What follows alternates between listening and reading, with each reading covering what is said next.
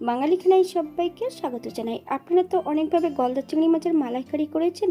একবার আমার মতন করে সহজ পদ্ধতিতে আপনিও শিখে নিতে পারবেন ছোট ছোট টিপস সহ।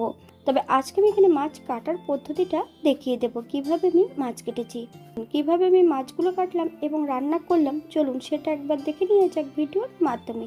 আশা করছি আজকের ভিডিওটি ভালো লাগবে। সকল বন্ধুদের কাছে অনুরোধ করছি সম্পূর্ণ ভিডিওটি দেখার।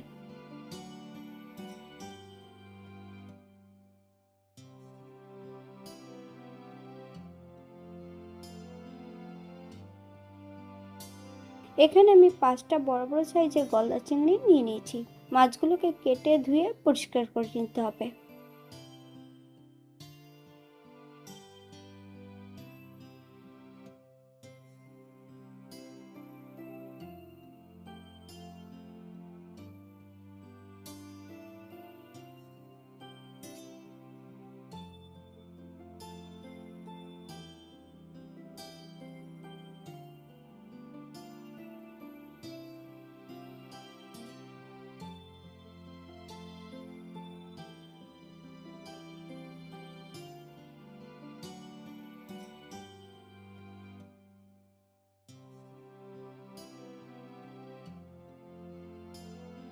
সম্পূর্ণ মাছগুলো কেটে ধুয়ে পরিষ্কার করে নিয়েছি। তবে মাছগুলোর মধ্যে একটা করে টুথপিক আমি ঢুকিয়ে দিয়েছি।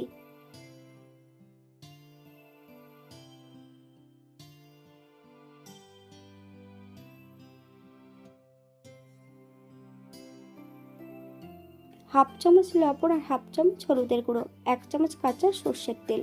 মাছের গায়ে বেশ ভালো করে লাগিয়ে নিতে হবে। 10 থেকে 15 মিনিটের জন্য মাছগুলোকে রেস্টে রেখে দেব। আপনাদের হাতে যে সময় থাকে আপনারা বেশি সময় রেখে দিতে পারেন। অপর দিক থেকে একটা পাত্রে বেশ কিছুটা গোটা মশলা অ্যাড করব। মশলাগুলোকে কিন্তু মিহি করে বেটে নিতে হবে। 1 চামচ কালো সর্ষে আর 1 চামচ সাদা জিরে, কিছুটা কাঁচা লঙ্কা দিয়ে একটু জল দিয়ে বেশ একটা মিহি পেস্ট তৈরি করে নিতে হবে। 1 চামচ লবণ।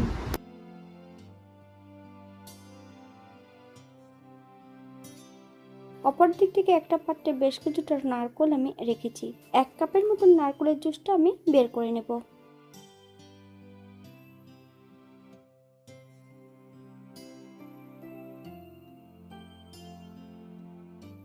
অপর দিক থেকে একটা কড়াইতে বেশ কিছুটা সরষের তেল অ্যাড করেছি। তেল গরম হওয়া পর্যন্ত অপেক্ষা করতে হবে।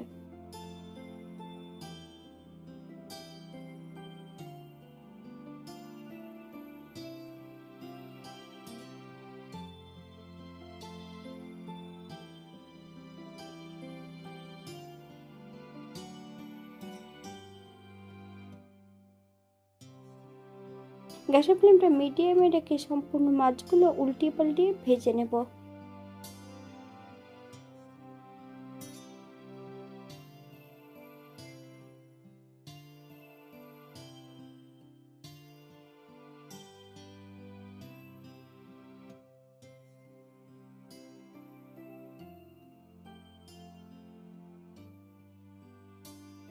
মাছগুলো বেশ উল্টিয়ে পাল্টিয়ে 2 থেকে 3 মিনিটের মতন ভেজে নিতে হবে মিডিয়াম আঁচে।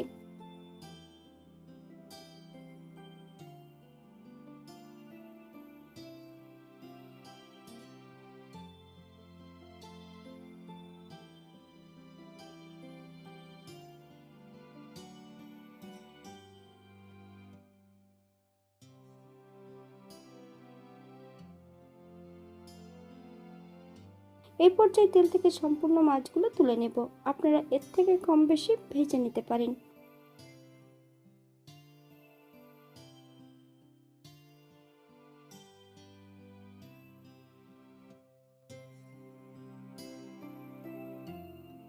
অপর দিক থেকে একটা কড়াইতে বেশ কিছুটা সরষের তেল অ্যাড করেছি। তেল গরম হওয়া পর্যন্ত অপেক্ষা করতে হবে। হাফ চামচ কালো জিরে,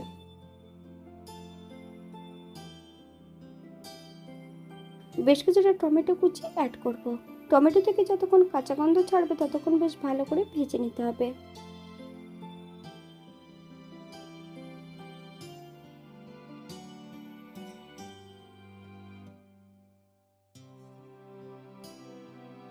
এরপর যে সম্পূর্ণ বাটা মশলাটা অ্যাড করে দেব।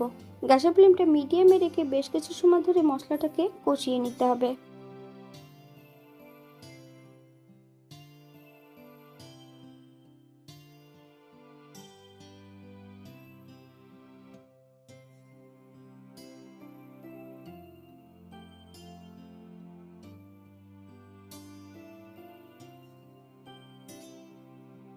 1 কাপ নারকেলের জুস অ্যাড করব। আপনারা যদি পছন্দ করেন তাহলে পরিমাণে বাড়িয়ে দিতে পারেন। গ্যাসের ফ্লেমটা মিডিয়ামে রেখে বেশ কিছু সময় ধরে রান্না করে নেব।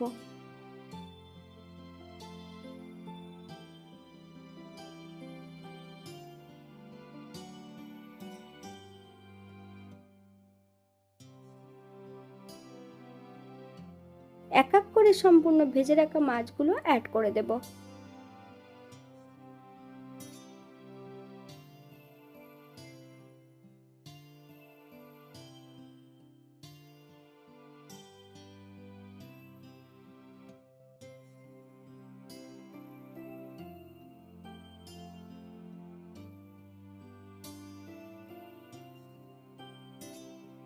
বেশ কিছুটা কাঁচা লঙ্কা ফালি দিয়ে অ্যাড করেছি। আপনারা যদি পছন্দ করেন তাহলে পরিমাণে বাড়িয়ে দিতে পারেন।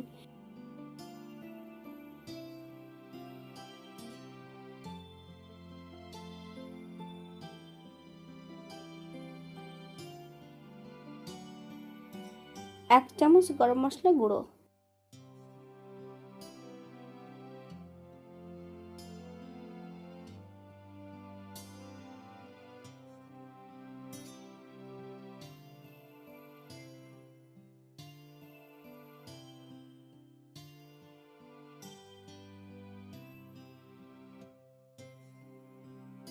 5 মিনিটের জন্য স্ট্যান্ডিং টাইম দিতে হবে, তারপর সার্ভ করব।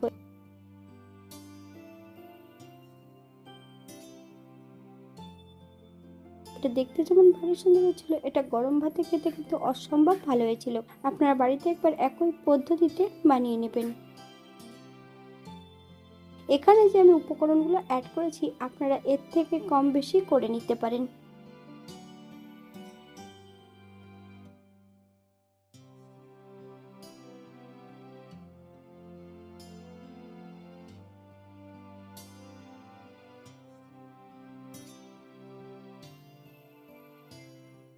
আজকের ভিডিওটি এই পর্যন্ত। সবাই সুস্থ থাকবেন, ভালো থাকবেন। অন্যদিন নতুন রেসিপি নিয়ে আপনাদের সামনে আবার আমি হাজির হব।